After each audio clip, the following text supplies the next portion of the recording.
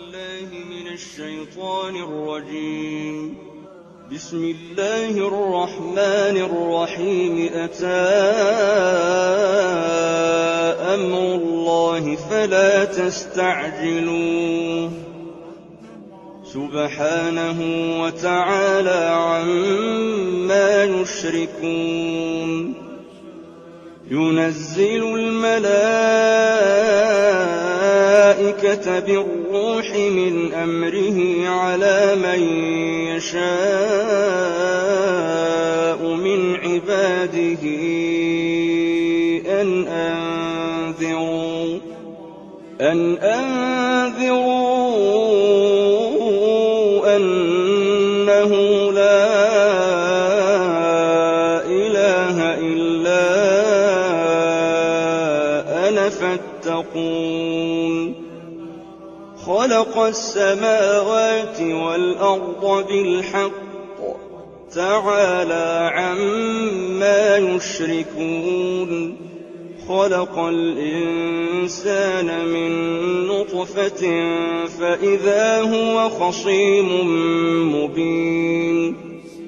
والأنعام خلقها لكم فيها دفء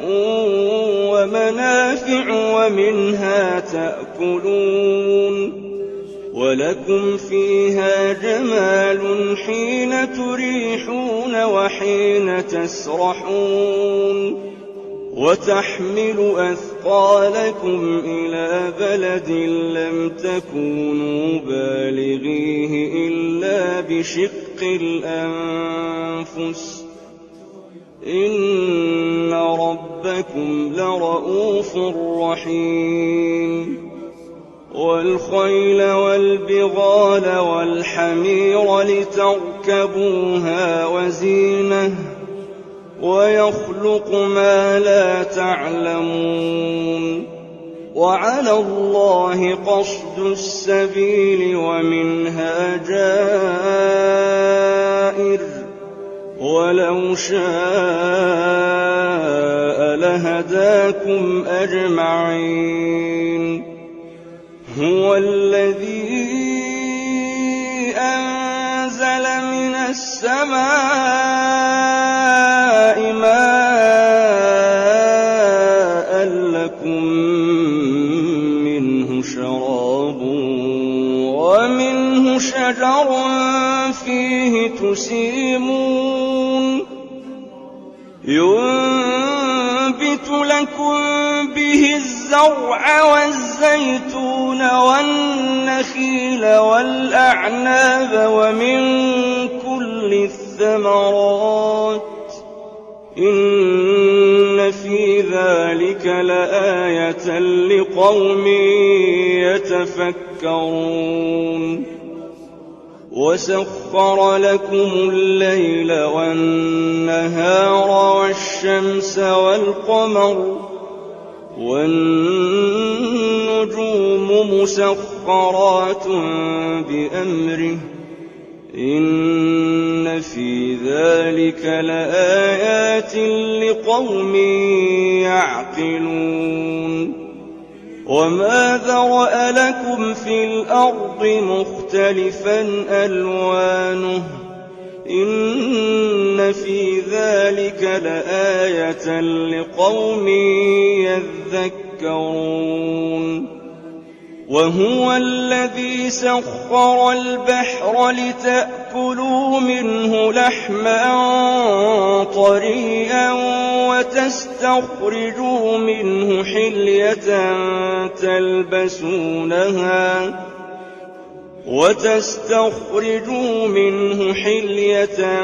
تلبسونها وترى الفلك مواخر فيه ولتبتغوا من فضله ولعلكم تشكرون.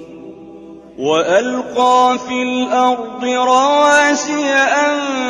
تميد بكم وأنهارا وسبلا لعلكم تهتدون. وعلامات وبالنجم هم يهتدون. أفمن يخلق كمن لا يخلق أفلا تذكرون وإن تعدوا نعمة الله لا تحصوها إن الله لغفور رحيم والله يعلم ما تسرون وما تعلنون والذين يدعون من دون الله لا يخلقون شيئا وهم يخلقون أموات غير أحياء وما يشعرون أيان يبعثون إلهكم إله واحد فالذين لا يؤمنون بالآخرة قلوبهم منكرة وهم مستكبرون لا جرم أن الله يعلم ما يسرون وما يعلنون إنه لا يحب المستكبرين وإذا قيل لهم ماذا أنزل ربكم قالوا أساطير الأولين ليحملوا أوزارهم كاملة يوم القيامة ومن أوزار الذين يضلونهم بغير علم ألا ساء ما يزرون قد مكر الذين من قبلهم فأتى الله بنيانهم من القواعد فخر عليهم السقف من فوقهم وأتاهم العذاب من حيث لا يشعرون ثم يوم القيامة يخزيهم ويقول أين شركائي الذين كنتم تشاقون فيهم قال الذين أوتوا العلم إن الخزي اليوم والسوء على الكافرين الذين تتوفاهم الملائكة ظالمي أنفسهم فألقوا السلم ما كنا نعمل من سوء بلى إن الله عليم بما كنتم تعملون فادخلوا أبواب جهنم خالدين فيها فلبئس مثوى المتكبرين وقيل للذين اتقوا ماذا أنزل ربكم قالوا خيرا للذين أحسنوا في هذه الدنيا حسنة ولدار الآخرة خير ولنعم دار المتقين جنات عدن يدخلونها تجري من تحتها الأنهار لهم فيها ما يشاءون كذلك يجزي الله المتقين المتقين الذين تتوفاهم الملائكة طيبين يقولون سلام عليكم ادخلوا الجنة بما كنتم تعملون هل ينظرون إلا أن تأتيهم الملائكة أو يأتي أمر ربك كذلك فعل الذين من قبلهم وما ظلمهم الله ولكن كانوا أنفسهم يظلمون فأصابهم سيئات ما عملوا وحاق بهم ما كانوا به يستهزئون وقال الذين أشركوا لو شاء الله ما عبدنا من دونه من شيء نحن ولا آباؤنا ولا حرمنا من دونه من شيء كذلك فعل الذين من قبلهم فهل على الرسل إلا البلاغ المبين ولقد بعثنا في كل أمة رسولا أن اعبدوا الله واجتنبوا الطاغوت فمنهم من هدى الله ومنهم من حقت عليه الضلالة فسيروا في الأرض فانظروا كيف كان عاقبة المكذبين إن تحرص على هداهم فإن الله لا يهدي من يضل وما لهم من ناصرين وأقسموا بالله جهد أيمانهم لا يبعث الله من يموت بلى وعدا عليه حقا ولكن أكثر الناس لا يعلمون ليبين لهم الذي يختلفون فيه وليعلم الذين كفروا أنهم كانوا كاذبين إنما قولنا لشيء إذا أردناه أن نقول له كن فيكون والذين هاجروا في الله من بعد ما ظلموا لنبوئنهم في الدنيا حسنة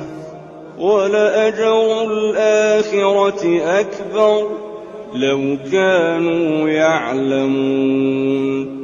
الذين صبروا وعلى ربهم يتوكلون وما أرسلنا من قبلك إلا رجالا نوحي إليهم فاسألوا أهل الذكر إن كنتم لا تعلمون بالبينات والزبر وأنزلنا إليك الذكر لتبين للناس ما نزل إليهم ولعلهم يتفكرون أفأمن الذين مكروا السيئات أن يخسف الله بهم الأرض أو يأتيهم العذاب من حيث لا يشعرون أو يأخذهم في تقلبهم فما هم بمعجزين أو يأخذهم على تخوف فإن ربكم لرءوف رحيم أولم يروا إلى ما خلق الله من شيء يتفيأ ظلاله عن اليمين والشمائل سجدا لله وهم داخرون ولله يسجد ما في السماوات وما في الأرض من دابة والملائكة وهم لا يستكبرون يخافون ربهم من فوقهم ويفعلون ما يؤمرون وقال الله لا تتخذوا إلهين اثنين إنما هو إله واحد فإياي فارهبون وله ما في السماوات والأرض وله الدين واصبا أفغير الله تتقون وما بكم من نعمة فمن الله ثم إذا مسكم الضر فإليه تجأرون ثم إذا كشف الضر عنكم إذا فريق منكم بربهم يشركون ليكفروا بما آتيناهم فتمتعوا فسوف تعلمون ويجعلون لما لا يعلمون نصيبا مما رزقناهم تالله لتسألن عما كنتم تفترون ويجعلون لله البنات سبحانه ولهم ما يشتهون وإذا بشر أحدهم بالأنثى ظل وجهه مسودا وهو كظيم يتوارى من القوم من سوء ما بشر به أيمسكه على هون أم يدسه في التراب ألا ساء ما يحكمون للذين لا يؤمنون بالآخرة مثل السوء ولله المثل الأعلى وهو العزيز الحكيم ولو يؤاخذ الله الناس بظلمهم ما ترك عليها من دابة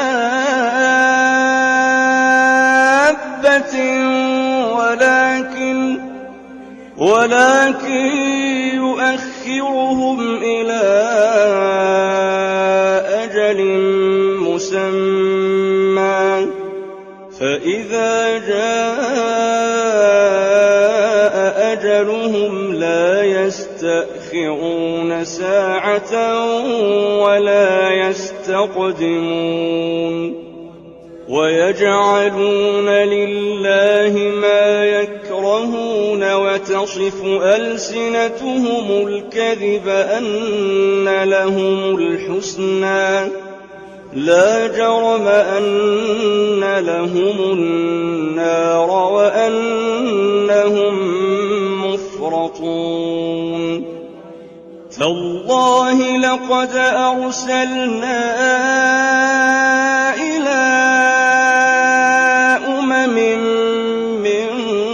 قبلك فزين لهم الشيطان أعمالهم فهو وليهم اليوم ولهم عذاب أليم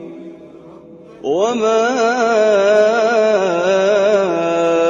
أنزلنا عليك الكتاب إلا لتبين لهم الذي اختلفوا فيه وهدى ورحمة لقوم يؤمنون والله أنزل من السماء ماء فأحيا به الأرض بعد موتها إن في ذلك لآية لقوم يسمعون وإن لكم في الأنعام لعبرة نسقيكم مما في بطونه من بين فرث ودم لبنا خالصا سائغا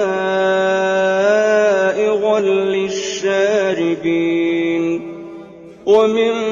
ثمرات النخيل والأعناب تتخذون منه سكرا ورزقا حسنا إن في ذلك لآية لقوم يعقلون وأوحى ربك إلى النحل أن اتخذي من الجبال بيوتا ومن الشجر ومما يعرشون ثم كلي من كل الثمرات فاسلكي سبل ربك ذللا يخرج من بطونها شراب مختلف ألوانه فيه شفاء للناس إن في ذلك لآية لقوم يتفكرون والله خلقكم ثم يتوفاكم ومنكم من يرد إلى أرذل العمر لكي لا يعلم بعد علم شيئا إن الله عليم قدير والله فضل بعضكم على بعض في الرزق فما الذين فضلوا براد رزقهم على ما ملكت أيمانهم فهم فيه سواء أفبنعمة الله يجحدون والله جعل لكم من أنفسكم أزواجا وجعل لكم من أزواجكم بنين وحفدة ورزقكم من الطيبات أفبالباطل يؤمنون وبنعمة الله هم يكفرون يكفرون ويعبدون من دون الله ما لا يملك لهم رزقا من السماوات والأرض شيئا ولا يستطيعون فلا تضربوا لله الأمثال إن الله يعلم وأنتم لا تعلمون ضرب الله مثلا عبدا مملوكا لا يقدر على شيء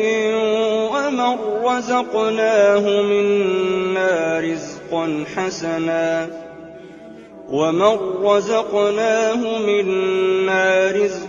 حسنا فهو ينفق منه سرا وجهرا هل يستوون الحمد لله بل أكثرهم لا يعلمون وضرب الله مثلا رجلين أحدهما أبكم لا يقدر على شيء وهو كل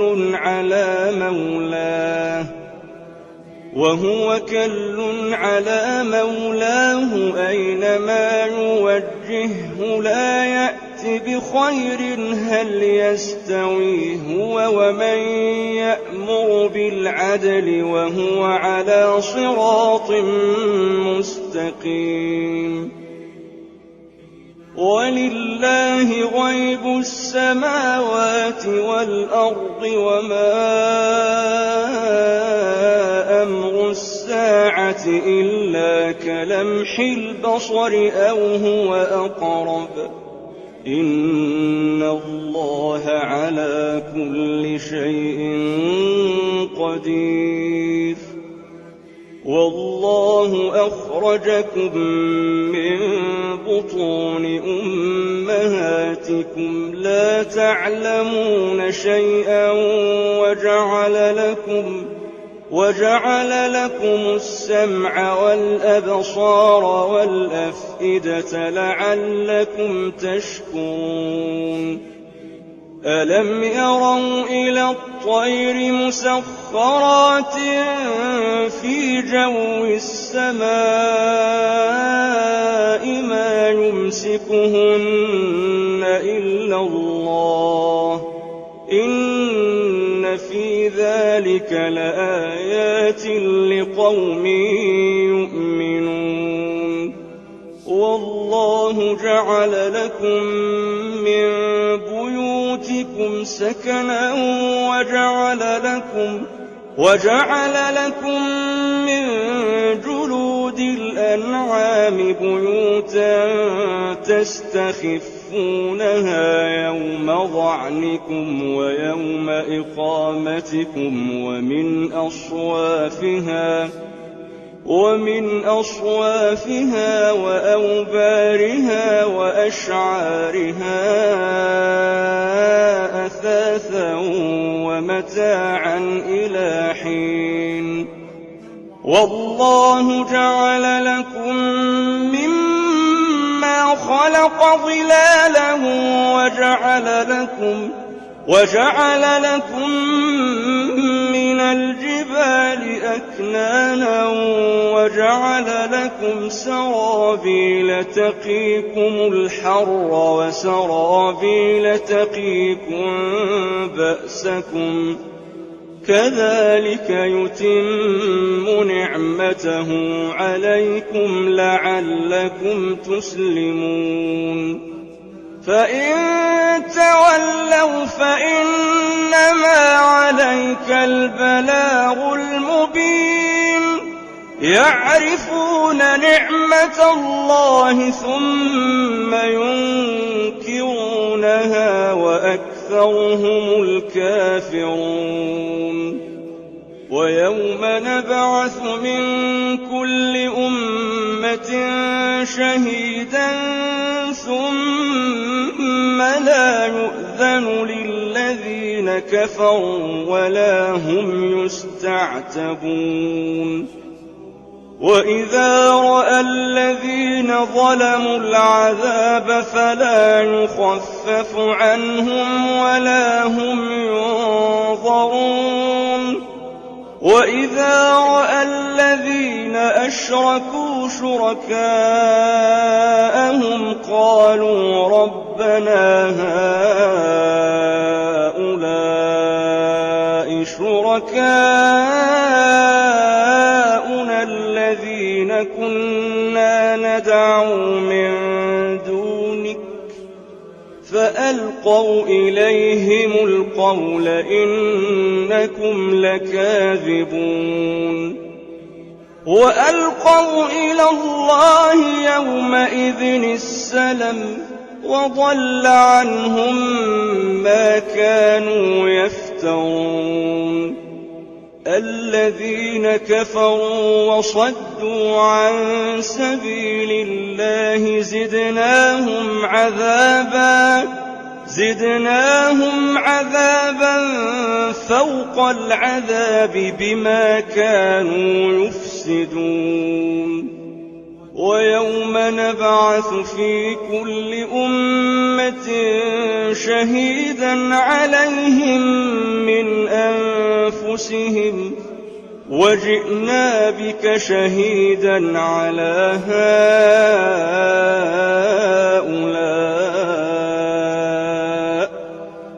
ونزلنا عليك الكتاب تبيانا لكل شيء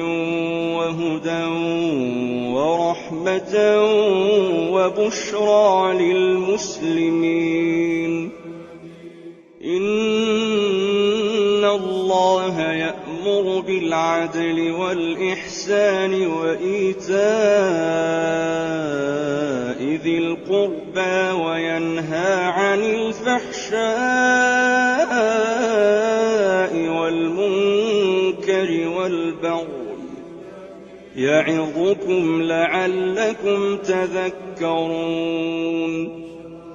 وأوفوا بعهد الله إذا عاهدتم ولا تنقضوا الأيمان بعد توكيدها وقد جعلتم الله عليكم كفيلا إن الله يعلم ما تفعلون ولا تكونوا كالتي نقضت غزلها من بعد قوة أنكاثا تتخذون أيمانكم دخلا بينكم أن تكون أمة هي أربى من أمة إنما يبلوكم الله به وليبينن لكم يوم القيامة ما كنتم فيه تختلفون ولو شاء الله لجعلكم أمة واحدة ولكن يضل من يشاء ويهدي من يشاء ولتسألن عما كنتم تعملون ولا تتخذوا أيمانكم دخلا بينكم فتزل قدم بعد ثبوتها وتذوقوا السوء بما صددتم عن سبيل الله ولكم عذاب عظيم ولا تشتروا بعهد الله ثمنا قليلا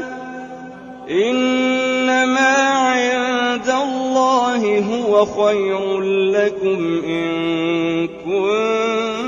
كنتم تعلمون ما عند عندكم ينفد وما عند الله باق ولنجزين الذين صبروا أجرهم بأحسن ما كانوا يعملون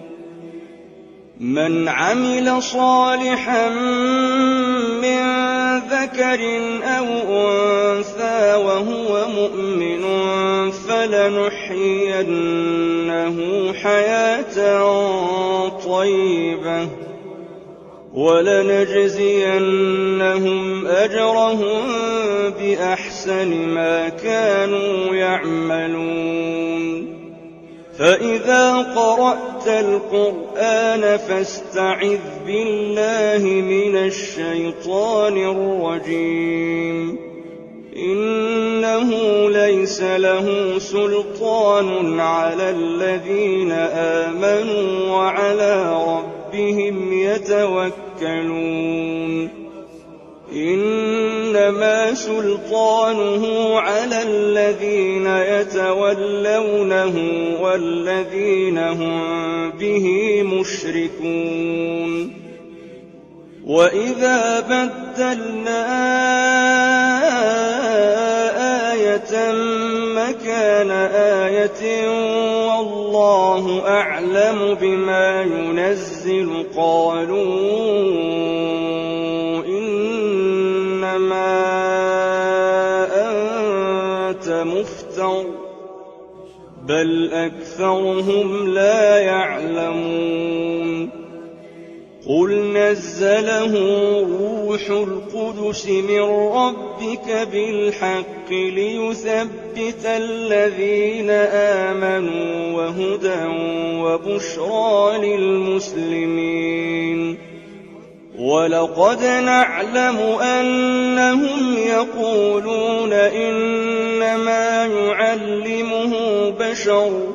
لسان الذي يلحدون إليه أعجمي وهذا لسان عربي مبين إن الذين لا يؤمنون بآيات الله لا يهديهم الله ولهم عذاب أليم إنما يفتري الكذب الذين لا يؤمنون بآيات الله وأولئك هم الكاذبون من كفر بالله من بعد إيمانه إلا من أكره وقلبه مطمئن بالإيمان ولكن من شرح بالكفر صدرا فعليهم غضب من الله ولهم عذاب عظيم ذلك بأنهم استحبوا الحياة الدنيا على الآخرة وأن الله لا يهدي القوم الكافرين أولئك الذين طبع الله على قلوبهم وسمعهم وأبصارهم وأولئك هم الغافلون لا جرم أنهم في الآخرة هم الخاسرون ثم إن ربك للذين هاجروا من بعد ما فتنوا ثم جاهدوا وصبروا إن ربك من بعدها لغفور رحيم يوم تأتي كل نفس تجادل عن نفسها وتوفى كل نفس